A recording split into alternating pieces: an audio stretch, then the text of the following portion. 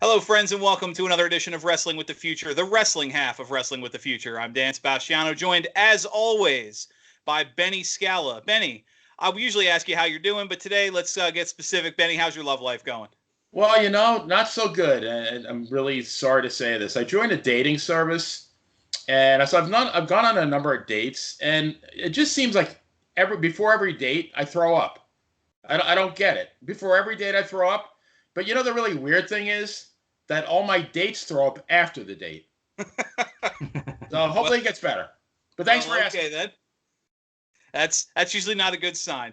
Um, you know, Last week, Benny, you and we talked about the wrestling, what was in 2020, and today we're looking at what could be, what we hope to see in 2021. And joining us, we have a great guest. He's been on the show before. Benny, why don't you introduce our guest to everybody? Javier, it's Ojst, right?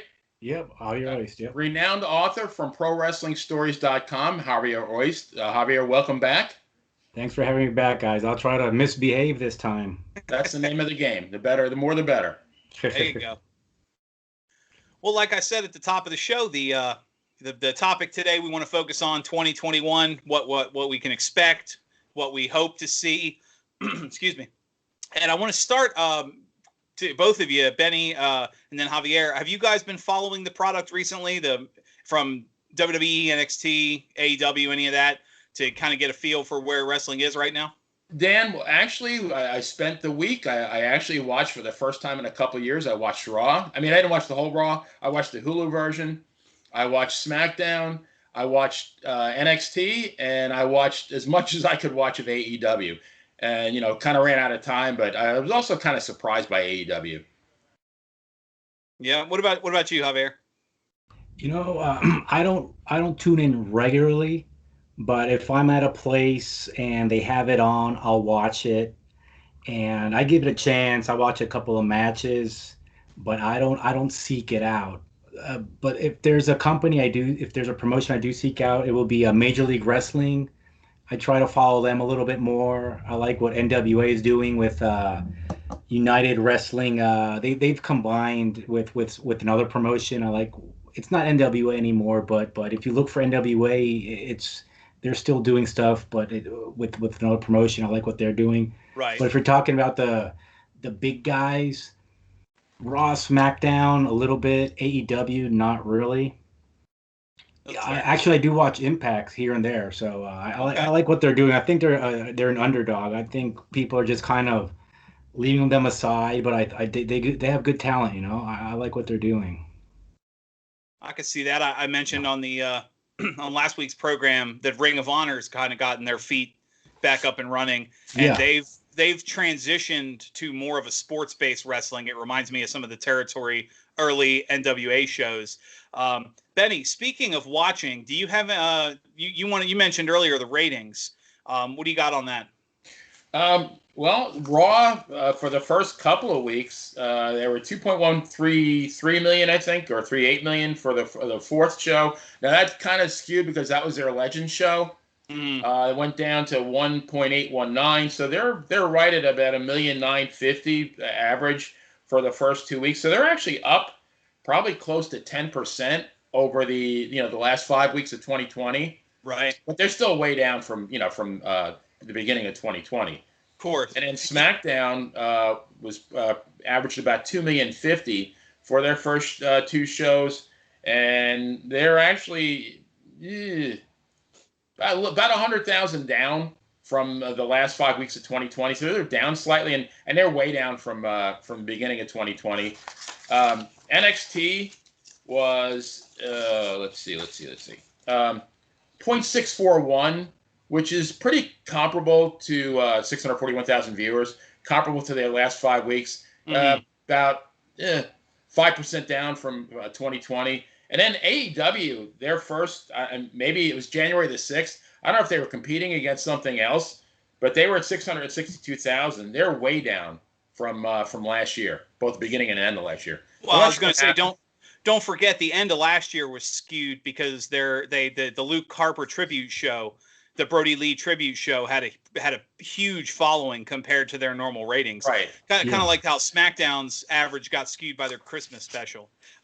It's funny you talk ratings. That I just was just reading something earlier today, looking at the history of television wrestling, and it mentioned when Turner pulled the plug on WCW, the final Nitro was I think it was 3.3 or 3.4 million. And that number was so low. That was part of the reason Turner was getting rid of WCW, because they were only bringing in 3 and change. I mean, you bring in 3 and change on a weekly program now, USA Network give you $1 billion. So if they were 3.3, what would Raw have been for that Monday night?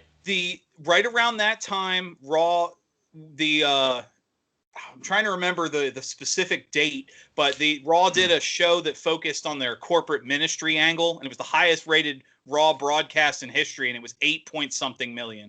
Right. So those were huge numbers. But Javier, I'm going to jump to you on this one. We talk about what to look forward to in 2021. Unfortunately, the big shadow that's still following wrestling is COVID.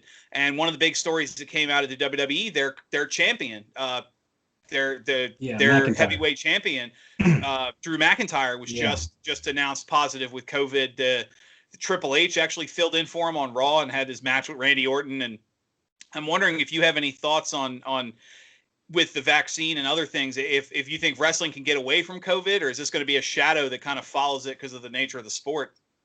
I mean, I don't, based on what WWE did this year, I don't think wrestling is trying to avoid COVID per se. They're trying to run shows however possible.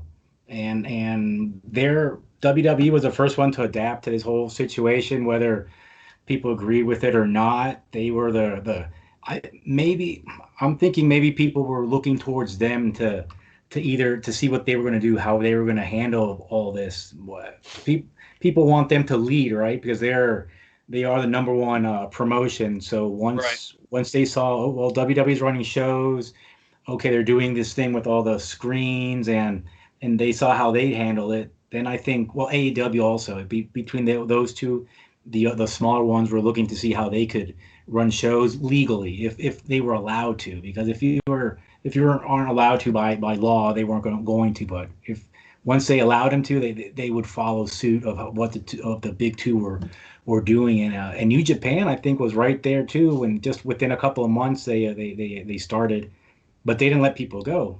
New Japan kept a lot of everyone on board. They didn't let people go. But to answer your question, this year there should be some normalcy established.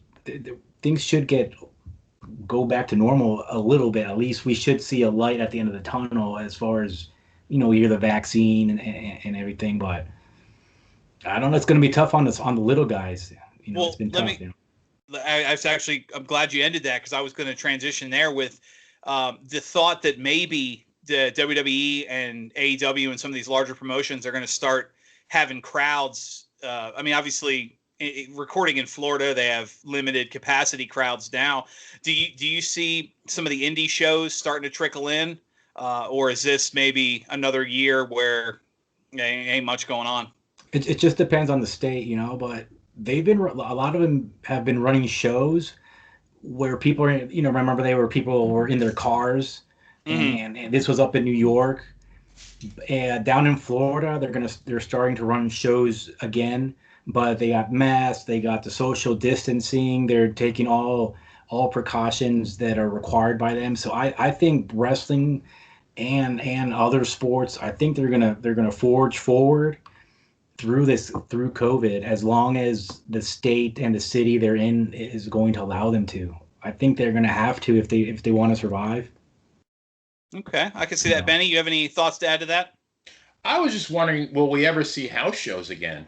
Like from WWE. I mean, will we? Living in the Tampa area, will I see? Well, now they're in the Thunderdome, but I mean, like once the world gets normalized again, will they start making, doing the loop again? Will they be in Minneapolis once a year, in Tampa? They say they're going to stop, right? WWE announced last year they were done with house shows. Now whether they bring them back if interest increases, but there was rumors that the house show circuit was actually losing money, COVID or not. So COVID was just kind of the excuse they needed to cut that out. Plus, I mean, for the benefit of the talent, wrestling a couple times a week versus, you know, maybe you wrestle once or twice a week now versus 6, 7, 8 matches a week. You're prolonging the health of your talent too. So that's kind of a positive. It's gotta be a vacation to these guys right now, not doing the traveling. And so especially if you figure some of them that lived in Florida when this started, you know, you're working. They're home every day. Yeah, you're home every day. You're wrestling. You're working maybe once or twice a week. Seems like a good deal. Interesting. Talking wrestling, Javier, I want to jump back to you. You had your recent article. You talked about wrestling in South America, and I'm wondering if you have any thoughts on. You mentioned Japan earlier. How the rest of the world is going to handle wrestling in 2021. Yeah, I'm in El Salvador in Central America, and well, the local promotion here, they only ran a show in December, which I was a part of. I wasn't part of the talent, but I was there. And but they hadn't run a show since March, and Okay. I'm kind of close with the guy, and I didn't tell him not to do it, but I said, listen, man, I'm not sure if running a show in December is the best way to go, but people showed up. It wasn't a big crowd, but I think the workers, the wrestlers really did need this show so they could see that, you know, wrestling is not going anywhere. At least here in El Salvador, we just need to make sure to keep people safe, you know. But this COVID thing, what I can tell you, at least down here, it's affected the talent in terms of they're rusty, you know. They haven't been able to work in front of the crowds, and I could tell they needed a couple of dates before this December show to really show their stuff, but they were glad to be able to work at least once after like 8 months that they were working again, you know. Right. Well, how was it because they haven't run an indie show here where I live since I think February was the last one they had here. How does that feel, or how was it the crowd? Was the crowd seem happy to be back, or was it kind of a timid, like, let's see how this goes? To me, it was kind of strange seeing everyone with the masks on. So unless they were getting into the show, unless they were very, very animated, I'm not sure if they were into the show or not, because everyone, it's just kind of a gloomy, dreary atmosphere. But the people were, I think they're trying to adapt, but it's not. It's kind of uncomfortable sitting there for a couple hours, 3 hours with a mask on. It's not comfortable for anyone, you know. Right. And you got people making sure they're wearing them, going around making sure the kids, everyone, adults, you know, because potentially they could shut the place down. That's how they operate down here. They could shut you down just like that if you're not complying. Right. I can understand that. Benny, you're in Florida right now where they are running shows. How does the fan base down there feel that you guys actually have wrestling? Is there fans that still refuse to go, or how does that look? I mean, I'm actually looking for a local indie promo. I know that in Mississippi, which isn't too far away, they have an indie promotion called EPW. I think it's Extreme Pro Wrestling. They're running shows every Saturday night. And, oh, wow. Okay. Yeah, and they've been running them for a while now, and I think they are following the social distancing thing. So not full crowds, you know, they're wearing masks and things like that. But you know, I would love to attach myself to something local like that. I just haven't found it. There's your local promotion. Well, local, Florida's not like a small state, but it's Coastal Championship Wrestling, and it's run by Pablo Marquez. Where's that, Javier? Coastal Championship Wrestling. Well, it's based out of Fort Lauderdale. Oh, okay. Yeah, that's not so local for you, but they do. It's about 4 hours. They've traveled. They've had shows all the way up to Nashville, so they do travel. But their base is in Fort Lauderdale. Okay. So that would be yours.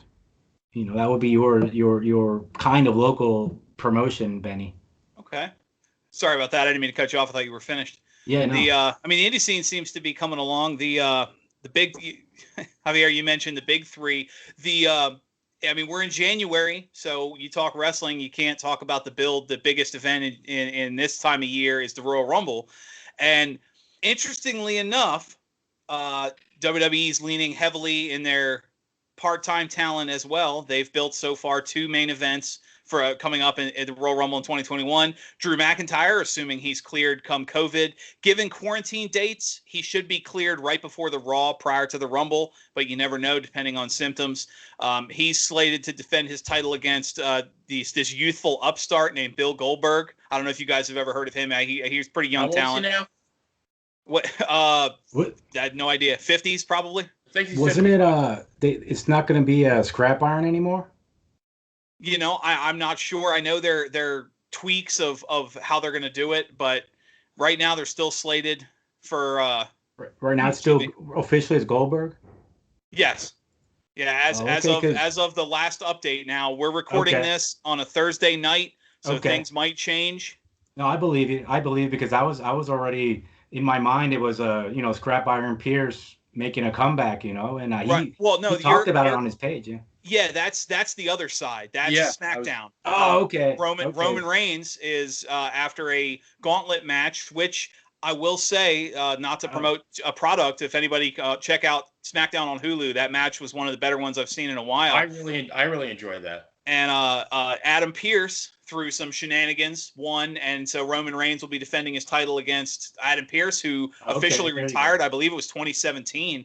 Hasn't wrestled on television. He's a company man now. There, yeah, he's a company man. Yeah, he's been playing the role of an on-air official, kind of almost a Jack Tunney type character, if you guys remember that from back in the day. I love that Jack Tunney stuff, man. But go on. Yep.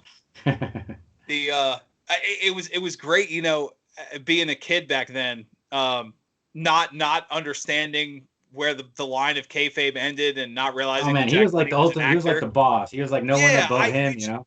You know, I genuinely thought he owned the company or ran the company or something. He was large and in charge for sure. Right. Here's the guy doing the backstage interviews is actually the boss. The announcer for the Saturday morning show is the one who owns the company. I'm ashamed to say we're in 2021. I would say maybe 10, a little bit more, 10, 11 years ago, I finally understood. Oh, he wasn't a real guy. He was a character. I felt like, he was so convincing, man. He did have legitimate ties to wrestling, though. Yeah. Right. Yeah, but he was a character. You know, he didn't have the authority he tried to show. I think his brother was a promoter in the Toronto territory? I think so. I'm not sure. I would have to look it up. You know, it's actually funny because a lot of people forget too, early WCW's commissioner was Nick Bockwinkel. And, you know, he was another one who was an onstage character. Obviously Nick Bockwinkel had ties to wrestling, having been the AWA champion, but a few years before. But you know, late 90s, right, Dan? Around late 90s. Yeah, mid to late 90s. And I remember early to mid 90s is it probably, but Nick Bockwinkel, the story goes, he cut a very bad promo where he forgot the name of the upcoming pay-per-view. And just kind of was like, you guys are going to wrestle this weekend, you know, and it was like, okay, you're done. But going back, Adam Pearce, obviously the backstage affair, the on-air, management level. Yeah. So you've got two title matches, technically part-time talents. I don't know how you would classify Adam Pearce, having not wrestled. Goldberg, obviously his he gets one match every 6 months or something like that as part of his contract. So I'm curious if you guys have any thoughts there. Here is what is arguably the second biggest pay-per-view of the year for the biggest company in the world, and your two main events, other than the Royal Rumble match, are two part-time talents, one of whom, you know, hasn't wrestled in a couple of years, and the other of whom is old, and his last match he almost killed the Undertaker. Who goes first? Benny, what do you think? What are your thoughts? Yeah. Well, you know, I saw the SmackDown when they had the whole build to the Adam Pearce match, and I knew who he was, but they didn't really make much of a mention. They said he was, he had wrestled in the past, but that's really as far as they went with it. So they made it sound like he was a prelim guy somewhere. Right. And then he won the match, the gauntlet match, by a total fluke. He didn't even wrestle. He just, somebody threw him on top of somebody else. I mean, which the rest of that gauntlet match I thought was excellent. I really enjoyed that. I enjoyed SmackDown except for a couple of things. That was one of them. And the other one was that, when Roman Reigns was in the ring with Jey Uso and Paul Heyman, Paul Heyman didn't say anything. And, Right. now you have, like, arguably the best guy on the mic over the last 30 years, save Jim Cornette. And I'm thinking, like, if he's not saying anything, why is he there? Like, well, isn't that what he's there for, to get Roman Reigns over? Yeah, but I think Paul Heyman adds that just have, it's like kind of like Bobby Heenan when Mr. Perfect would cut his own promos. Just being next to him in the ring is a guaranteed flashing neon sign of I'm the heel, I'm the bad guy. Right. Boo me. So keeping with that idea though, Javier, again, you said you didn't follow it too much. I wonder what your thoughts are. Obviously, you had some thoughts on Adam Pearce, but what are your thoughts on having two part-time main eventers? Well, you can look at it either in two ways, I think. You can look at it as desperation or cluelessness on WWE's part. I don't look. Goldberg is still a draw. Adam Pearce, to me, he's always scrap iron, but Adam Pearce, he was a name he was in Ring of Honor, NWA mainstay for many years. Solid wrestler. I'm a fan of his. I'm glad he's going to be back for a main event match. I'm not sure how interested the fans would be, but from what I've read online, whenever he has an established fan base, and the way he speaks about his upcoming match, at least on Facebook, he's treating this as 100%, legit. Not legit as in wrestling is real, but legit as in take me seriously. I'm not gonna go in there and make a fool out of myself. Right. I haven't gotten to where I am by just being given a main event match. So I respect him. I might actually check out this match. On the other side with Goldberg he's against who's Goldberg is wrestling is slated to wrestle Drew McIntyre. Assuming he's healthy and cleared. Yeah, because to me, in my mind, McIntyre wasn't even going to be in the event because of the COVID and everything and that. But I'm not sure about Goldberg. I don't know. I think he can still go, but at some point they gotta maybe look elsewhere to look to see who can bring in people. His time is against him as it is. It's right. Like, he can't do too much anymore. Still. I think against the right person or with the right narrative, like I'll admit the match he had with Brock Lesnar at WrestleMania was probably the best sub 5-minute match I've ever seen. Yeah, like it was just bam, bam, bam, punch, kick, spear, jackhammer, F5 suplex, bam, like it was just it has to be a match like that, right? Exactly. It can't but then be, he tried to do he tried to do a match like that with The Undertaker in Saudi Arabia, and that match was garbage. Now, granted, apparently they said Goldberg had been heavily concussed early in the match, so he wasn't really much of anything. But I think it's telling because it's either a stopgap. We've seen it before. If you remember, early days, you'd periodically have so it would seem like a random person or a side match, like I don't know. Take like early WWF or WCW, Hulk Hogan defends the heavyweight title against the Bad News Brown or the Genius. Yeah, you'll get somebody, a guy who hasn't been in the title picture, and all of a sudden they slot him in. And he's just a stopgap or a part of a narrative to build the feud. It could be that. I also think it's telling, especially on SmackDown, which you saw the Gauntlet match. You had some great talent. There's not too many people. I mean, you had the Usos and you had Kevin Owens and Daniel Bryan. In that their Roman Reigns is being pushed so strongly, he's kind of running out of people to face in title matches. So you're going to have to start building someone else. And in that time frame, I think you need a stopgap. So hopefully that's what it is. Hopefully it's not they're scraping the barrel or they're out of ideas, or if some of the dirt sheets are to be believed, Well, Drew how McIntyre about a might. huge upset there? How about a huge upset? Yeah, I mean, That one would of be those That would be shocking. I think it'd be one of those two. I'm not gonna lie to you. I think there's a chance at least one of those two wins the title, or at least wins the match. Maybe DQ or screwy finish or something.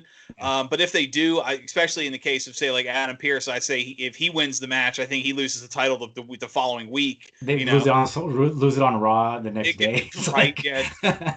Or they'll do a 24/7 and he'll lose it on the plane back to the hotel. 24/7, man. Oh no, that just chases me away from the television when I see that 24/7 title. Hey, you know what? All jokes aside, though, what else could we be saying in 2021 that Ron Killings is a 57-time champion? There you go.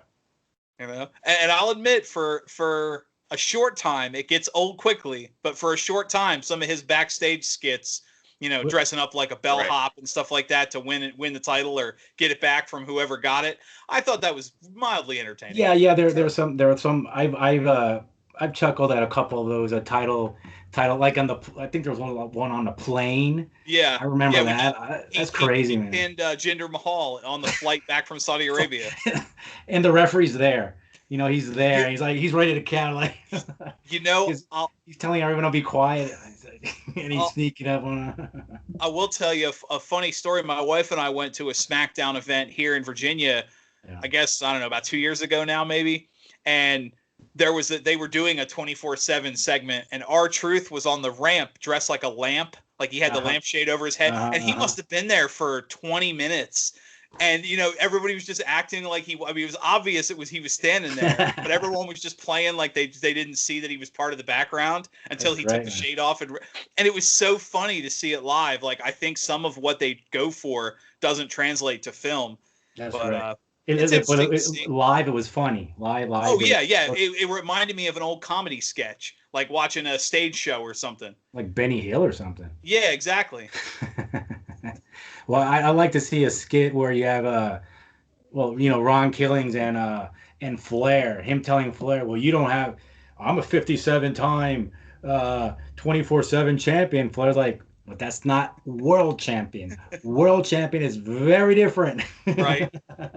Well, I think you can also do some stuff with it. The WWE does their annual Legends show. Yeah. The previous year, I think it was the 2019 or 2020 Legends show. Yeah. Maybe it was 2019 because they had everybody there, where a bunch of legends from Pat Patterson to Ted DiBiase to Kelly and Gerald Briscoe all were, every legend was just pinning each other in backstage segments for the title. Okay, go ahead.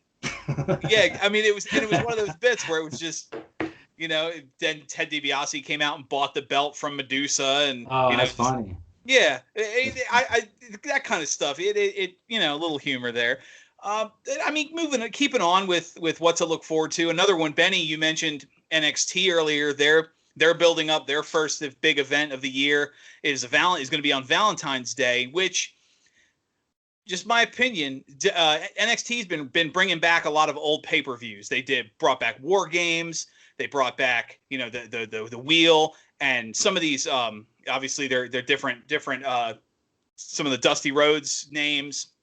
And here you are having a pay-per-view on Valentine's Day, and you're not calling it the St. Valentine's Day Massacre, which is a pay-per-view name they could have perfectly fit for the date, right?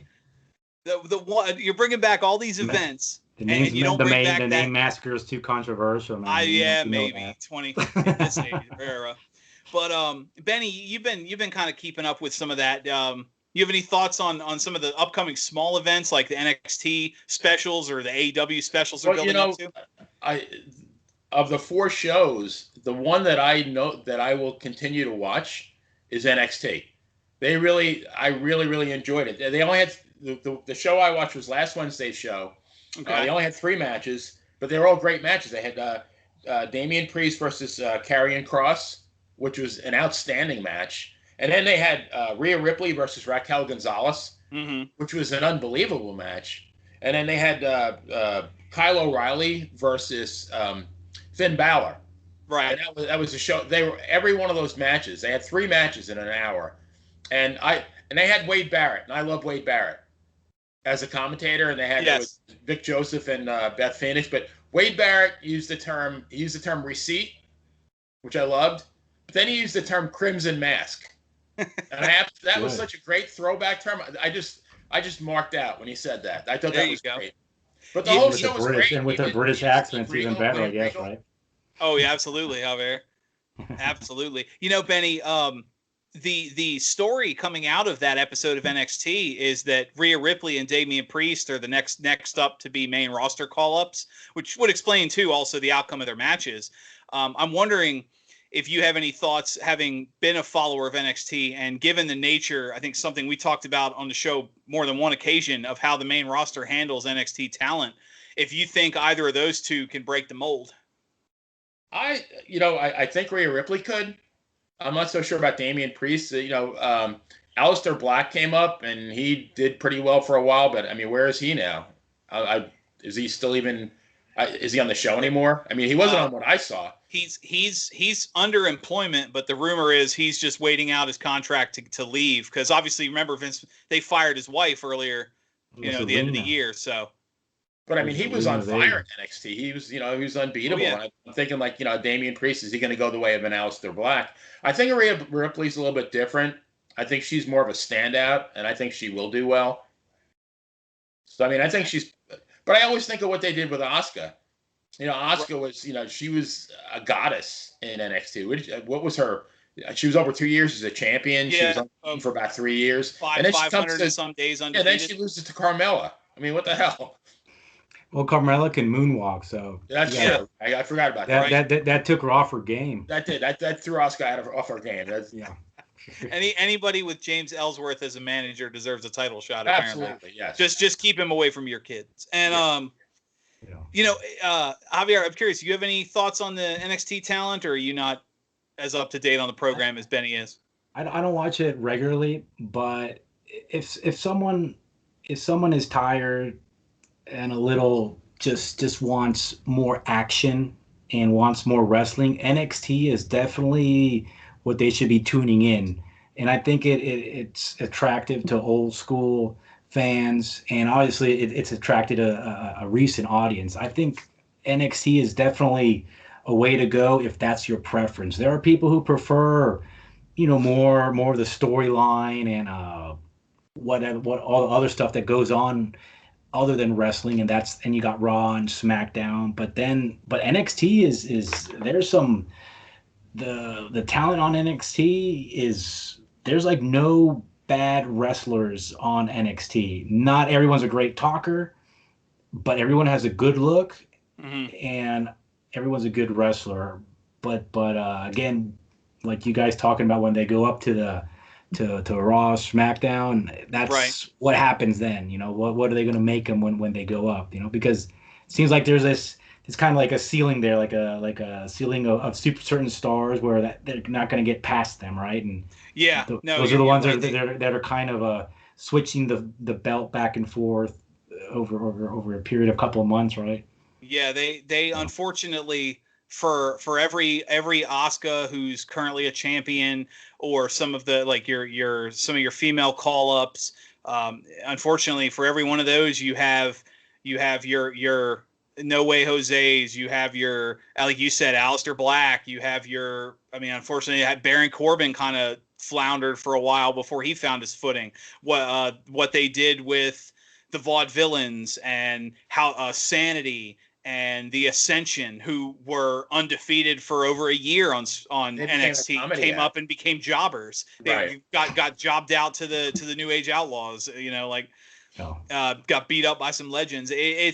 It seems that, unfortunately, the story continues to come out whenever somebody seems to falter. There's that backstage segment. Vince McMahon said at the end, he'll lose interest in somebody and he'll move on. Like a kid with a new toy. Okay, this character bores me now. Stop pushing them. And next thing you know, somebody who was a two-time NXT champion hasn't been on TV in 3 weeks. I am amazed at the quality of the wrestling on NXT and how intense and competitive the matches are presented on NXT on Raw and SmackDown. And I don't like beating beating up the horse while it's already down. But just what I see, to me, the energy level on a lot of the Raw and SmackDown matches isn't there. It just seems like they know what they're supposed to do and they're going through the motions. But in NXT, sure, the matches there is coordination between the two competitors, but it's just crisper, and you just feel like one wants to beat the other, and it just helps so much in you getting into the match. It just helps for you to lose yourself in the match when you feel that they want to win, that they're taking it so seriously, you know. Javier, when you just spoke, the word that came to my mind was passion. These guys, to me, they have passion. I don't think the guys in Raw and SmackDown have passion anymore. Have you ever seen you can compare it, for example, like high school football, college football, and NFL.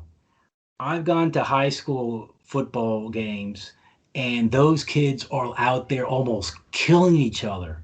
And I'm like, these kids are giving it 110% every down. You watch college, most of these games I've seen throughout my 42 years here, I mean, they're giving it their all. You watch the NFL, they're earning millions of dollars. It seems to me, again, this is just my perception, it seems to me that sometimes when they could get a couple extra yards, they just decide to just drop down, instead of trying to get those 2 extra yards. In college, those guys are just trying to get that half yard more, until they just pile on them. So to me, NXT is kind of like college and high school, and Raw and SmackDown is like, once you make it, okay, let's not hurt ourselves here. Yeah, they have a payday. I'm a big fan of minor league baseball, and I know Dan. When I lived in Norfolk, I used to go to see the Tides every Sunday. Yeah, and they're AAA. But I'll go to Lakeland, is about 60, 70 miles from here. I'll go see the Lakeland Flying Tigers, which is the Detroit Tigers farm team, and the same thing. And the Tampa Yankees are close by. These guys, I mean, these are Class A ball players. I don't even know what they make. Maybe they make $1,000, $2,000 a month. They're hungry. They're hustling on every play. They want to get to the next level. They want the $1 million contract someday. Right. And maybe one day when they get the $1 million contract, they're going to turn into one of these fat cats and they're going to stop hustling. But these guys are sure hustling now. Yeah. Well, I don't want to call anybody out by name, but go ahead. When Randy Moss took a couple of years off when he played in Oakland, and it seemed like every week SportsCenter was playing that highlight that, if he knew the ball wasn't coming to him, he wouldn't even run off the line. He'd just kind of jog down the field. If he knew he wasn't getting thrown the ball, he didn't give a shit about that play. So, I'm a Raider fan till the grave. Okay, so you know exactly what I'm talking about. But I will never defend Randy Moss, because he admitted himself, if the ball's not coming my way, he doesn't even finish his routes. He wouldn't even finish his routes. He's just kind of the same thing when I lived in Minnesota when he played for the Vikings. Did the exact same thing. And for him blocking, forget about it, man. No, right? What's block? What's that word block you're talking about? Well, I'll tell you what, we've got a little more I want to talk about on NXT, but before we get to that, Benny, you want to give a shout out to this week's sponsor? Absolutely. I got to do my Fred Sanford here and put my legit glasses on. Uh-oh. I didn't get them out of the junk drawer. I should have, probably. So, this one's got the baseball motif. Soon it will be baseball season. And your other half, she will be teasing. She'll say, hey, babe, want to get to third base? You better be neat and clean in your happy place. If you are, she'll come around and ask you to meet her at the mound. Right down the middle for strike one.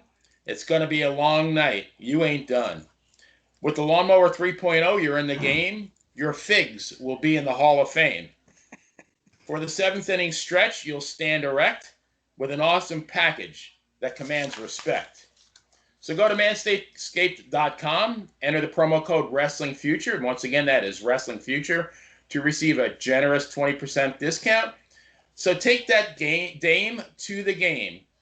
Use the Lawnmower 3.0 inside your 4 walls. You'll kiss her between the strikes, and then she'll kiss you between the balls. The end. You're scaring me, Benny. Every week you're scaring me even more, man. I know. Beautiful. That's our good friends at manscaped.com. Like Benny said, manscaped.com, promo code WrestlingFuture. Your balls will thank you, and so will we. To continue with NXT, I don't know, even know how I can follow such a wonderful thought. I want to touch on something another commentator said in his recent podcast. Jim Cornette was talking about NXT, and he specifically went after Johnny Gargano. And the argument he made, he calls him Johnny's same face, is that his look, his mannerisms, his matches, Johnny Gargano, one, he argued would never succeed in the territory days. But two, he said he's the last person on NXT he'd ever want to build a company around. Now, he got a lot of flack for that because obviously Johnny Gargano is very popular, especially among indie wrestlers. I'm wondering if you have any thoughts, Benny, on Jim Cornette's narrative that specifically because we were just talking about NXT, that Johnny Gargano is not the guy to push in 2021. I don't know. I mean, as far as like maybe not, I mean, would he be a world champion? Probably not. But, back in the days in the territories, I think he'd be a solid guy. I mean, Jack Briscoe wasn't known for his facial expressions, but he was a hell of a wrestler. And same with Johnny Gargano. I mean, he's a solid, what they call a solid hand. The guy, the guy puts on a high quality match every time. Yeah. So he doesn't make, he doesn't sell his, he doesn't have the facial expressions, and maybe that'll hold him back. But I mean, to me, he'll always be a viable entity. Okay.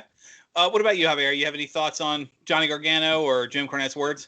Is this the guy who busted Sullivan, Kevin Sullivan, with a bat? Oh, the hit him with the tennis racket. Tennis, something like that. Was that him? Yeah. He left him a big knot.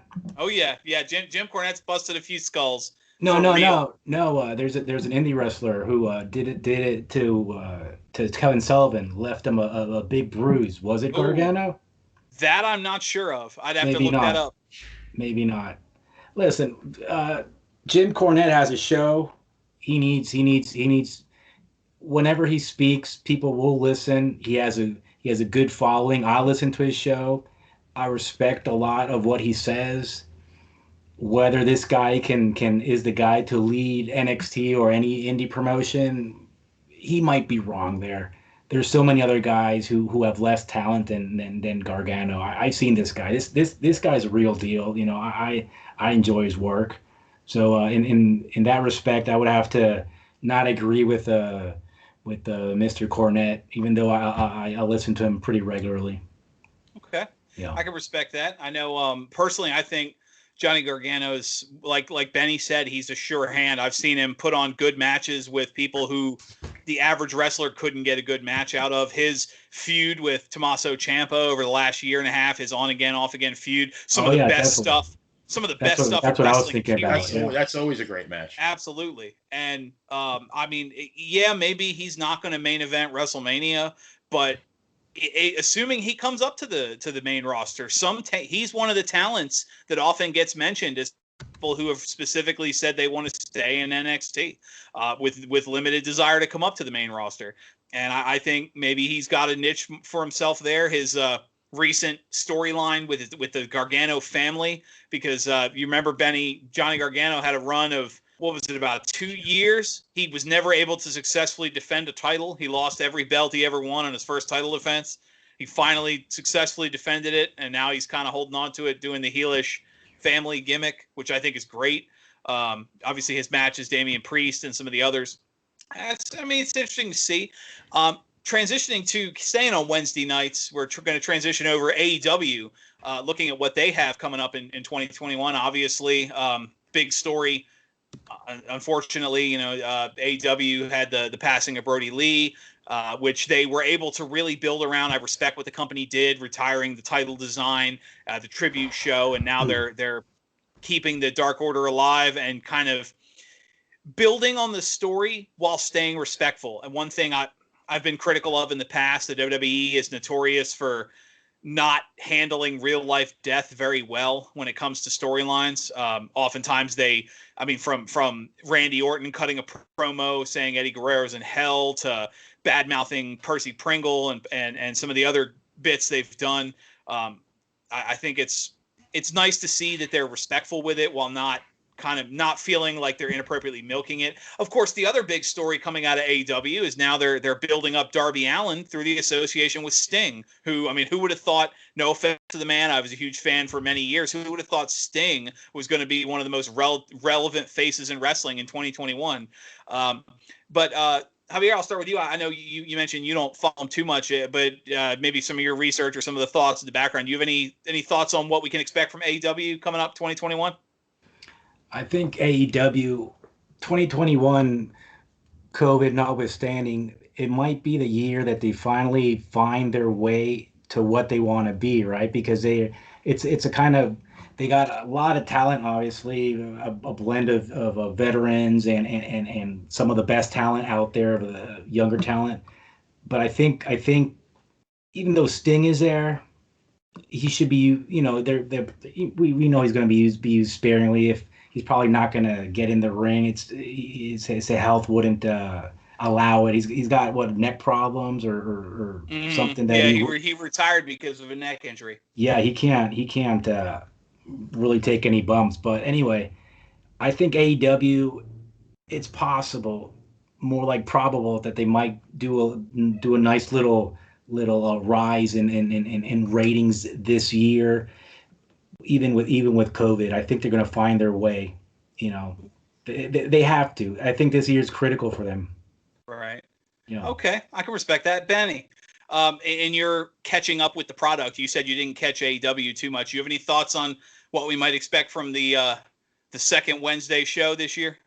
I think, kind of building on what Javier said, I think to me, this is going to be their make or break year. Either they're going to really establish themselves as viable competitors to the WWE, or they're going to be, they're going to be an also-ran. But I really do think, now to me, they're an acquired taste, like Scotch. I'm used to drinking wine and beer. I really haven't drank a whole lot of Scotch. I haven't watched a whole lot of AEW. What I did see was kind of bizarre. I watched some tag team with, I think it was SCU and the Young Bucks against, I got my notes here. I can't even think who the Acclaimed. Okay. Yeah. So it seems like there's a whole lot of factions, but it was an 8-man tag match and nobody tagged each other. I had never seen anything like it. Except sometimes they did. Sometimes they tagged each other, sometimes they didn't. There was really no rhyme or reason to it. There's a lucha libre style tag match like that where they don't tag, they're just all there. But it's like if you pin one guy from the team, they're both out, but they're not tagging each other. They're all there. Right. Almost like a what do they call it? A tornado match. Tornado tag. I think right? that's a concept. Mm-hmm. Well, and you said the Young Bucks, it was a Young Bucks match, so I assume you saw at least 20 or 30 super kicks that match too then.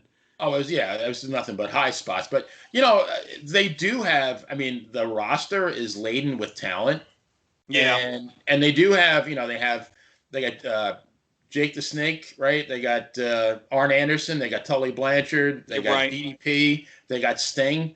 That's a whole lot of, wrestling knowledge there.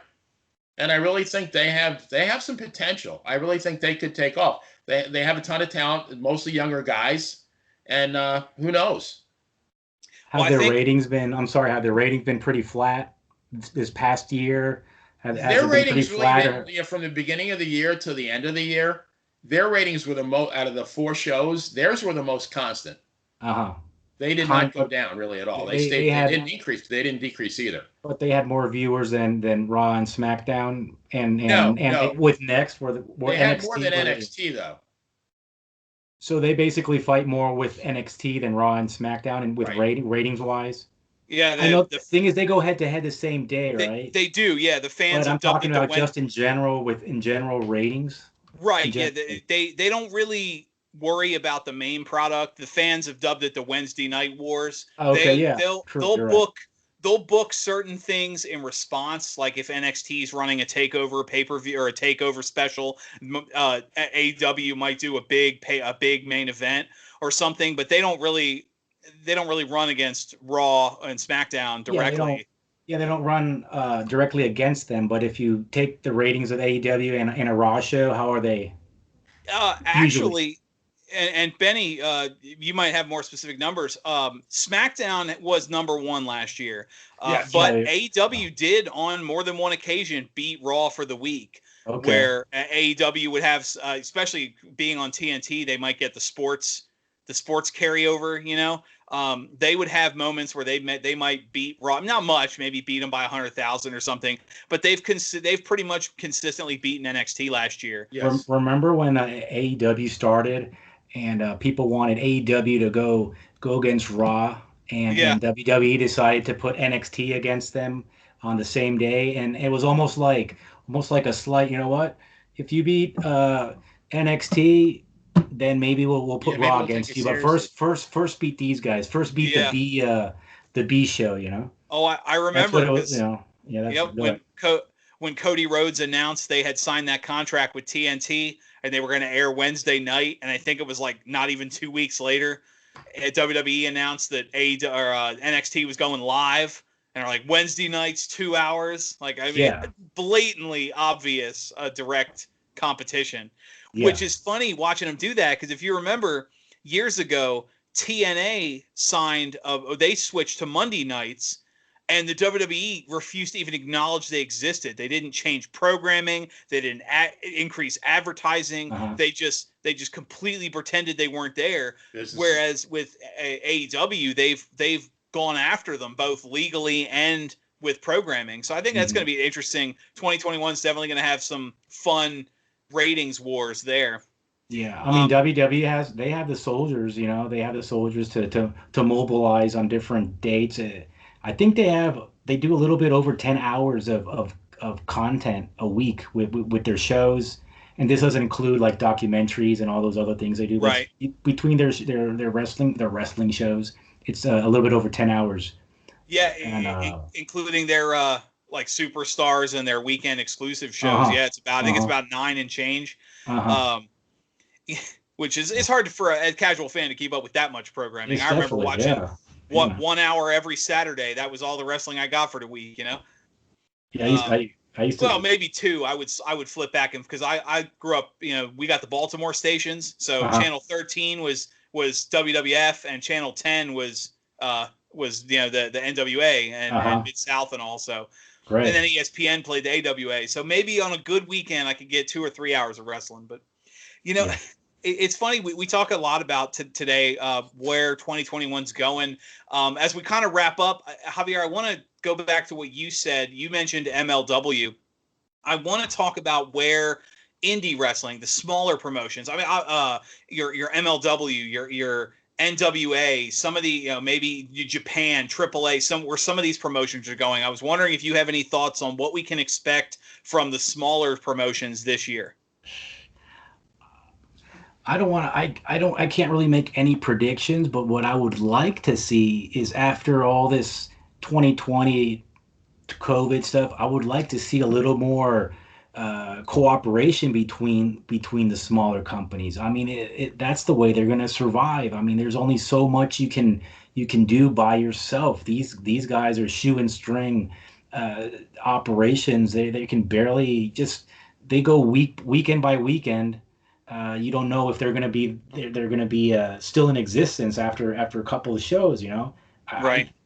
but I think the way to go is Major League Wrestling working with NWA Talent and AEW and NWA. They've been working together somewhere. You see Thunder Rosa Mm-hmm. going to AEW, and a funny little parentheses there. I was trying to join one of those a wrestling group, and their question was, name your favorite current wrestler.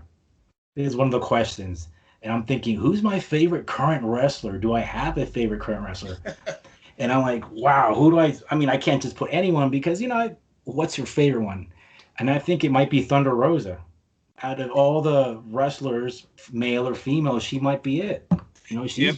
She has good matches with she's everyone, man. great. Oh yeah, Benny, when you were talking last week's show, when you Yep, were talking about absolutely. catching up with the program, she was the Yep. first one you name dropped. Serena Deeb versus Thunder Rosa for the NW. What a match! It stole the whole show. She was fantastic. I recommend that match to anyone. If anyone has, what was it? I think it's a half hour.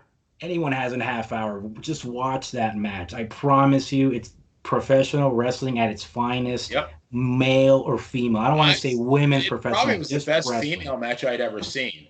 I mean, one of the better matches I've ever seen. Period. It was just a great Just, match. just fantastic wrestling. Fantastic. It's a Serena Deep.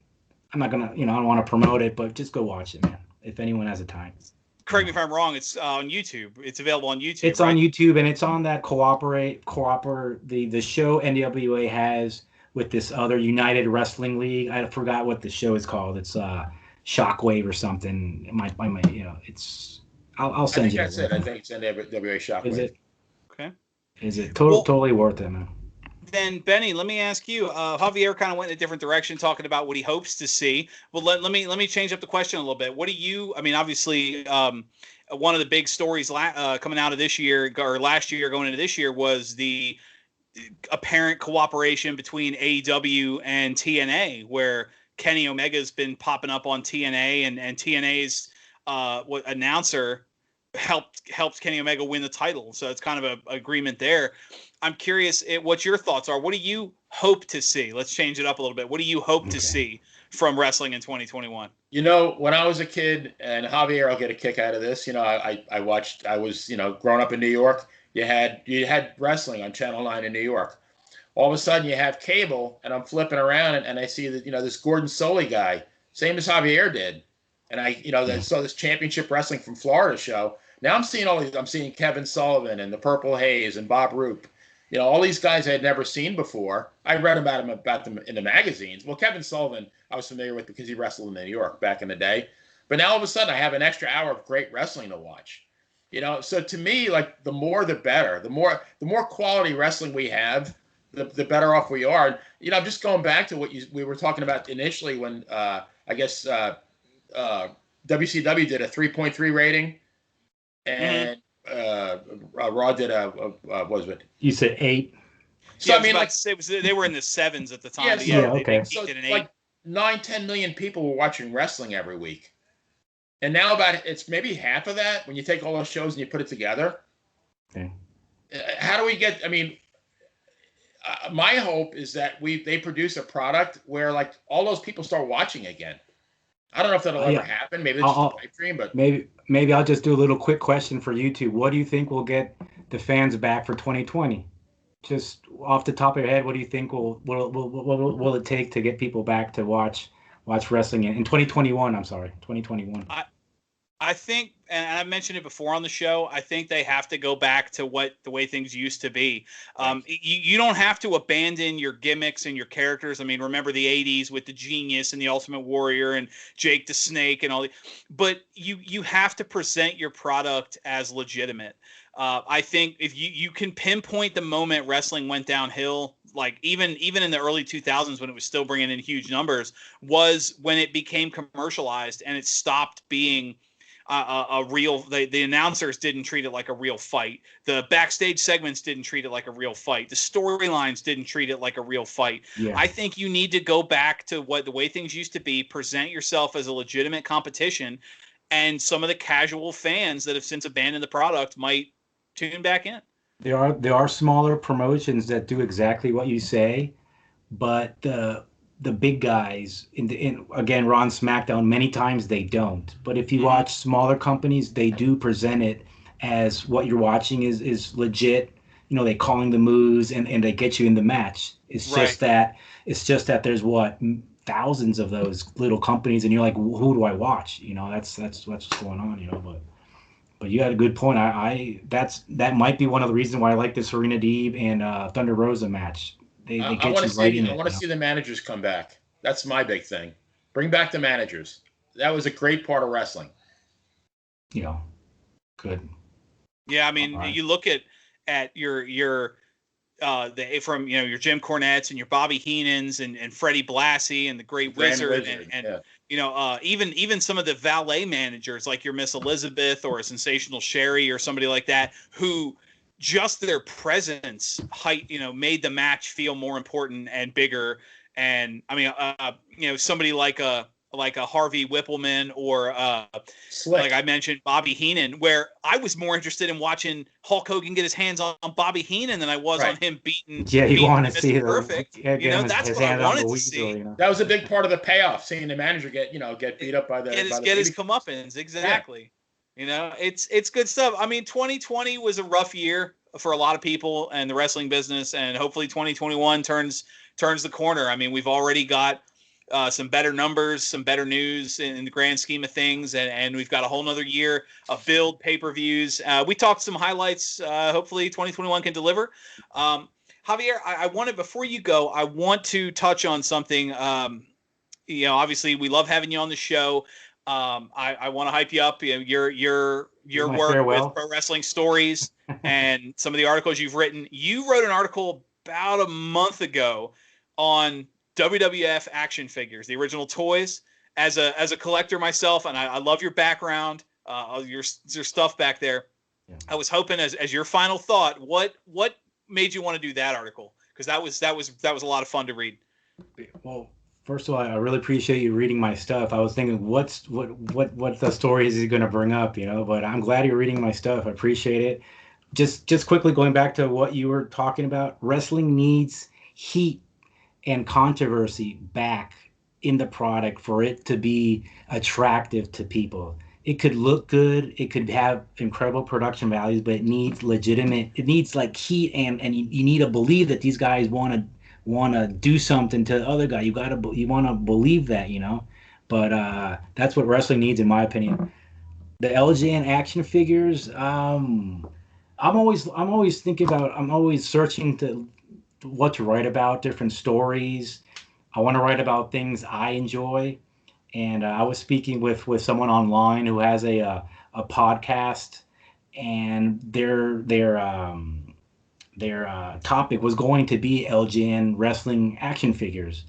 So I'm like, well, I'm gonna, let's write about this. I want to learn more about it. I enjoy it, and I think people enjoy reading about it. So we went with it, and I love them. I still have several back here. They're back there. Yeah. Yeah, they actually came up on an old show. They made tiny ones? Well, these are a limited run they did with the NWA and the Remco ones, yeah. Yeah, the NWA and the AWA with Zbyszko and Ric Flair. Yeah, when you guys had Zbyszko on, don't you have that like in package or something? You showed them? But that's hanging up on a different wall. These are just the ones I keep. That has like an alarm on it and everything, right? It's in a museum case that armed 24/7 armed guards. It's protected. It protected from UV light. Well, I mean, I also have 7 cats, so I got to keep everything behind glass anyway. Cats will destroy whatever they feel like destroying, man. I got 2 of them. Exactly. I mean, you saw the cameo from earlier in the show. Yeah, your cat did a run in for sure. My baby did a run in. Yeah. But no, Javier, you're always a pleasure to have you on the show. For again, I'll give you a chance. You want to hype yourself up? Any social media? Anything people should look out for you? Well, hopefully I have a new story dropping on ProWrestlingStories.com. It's going to be called, I think, The Men of Saturday Morning. And actually, Javier inspired me for this because I was going to write about one guy, and he said, "Why don't you write about all the guys on Saturday morning?" So, I mean, I'll probably have to do a sequel because I really couldn't include everybody, but it's about, kind of more about how I felt when I got to watch wrestling on Saturday morning. You had that feeling that for the next hour, I even made the analogy that there could be a mushroom cloud out my living room window. I might check it out at commercial break, see what's going on. But otherwise, I'm watching the action. And I mean, and that's how drawn in and how involved I was in the matches. And I wish it could be that way again for me. Fair enough. Well, the advice I gave Benny was, hey, this direction you're going is totally wrong. You got to do it this way. I didn't say it that way, right, Benny? He said it nicely. I said it nicely. The wise mentor I'm reading for my you, phone. Benny. Nah, Benny. This is not the way, man. This is the way you should do it, man. Well, I was going to write about Baron Mikhail Cicluna. And, I mean, I even went as far as I did a trial subscription to the Times of Malta to do some research on the guy. That's and I found nothing. I mean, Cicluna is a very popular Maltese name. Right. So, I mean, I found like a million Cicluna references, but nothing with him. So is that name like Smith over there or something like that? Maybe, who knows? Like even Scala is a very popular name in Italy. But I just thought, well, maybe just leave. I mean, the guy's a man of mystery. Maybe just leave him at that, and just concentrate on like the rest of the guys. And I included him in the story. But there's so many guys I had to leave out, so I'm sure there'll be a part 2. Right. Well, there you go. A couple of authors. That's from Pro Wrestling Stories is the website. So, Benny, always a pleasure. Javier, always a pleasure having you on. So for Benny, for Javier, I'm Dan the Man. Good night, everybody. Thank you, and happy wrestling.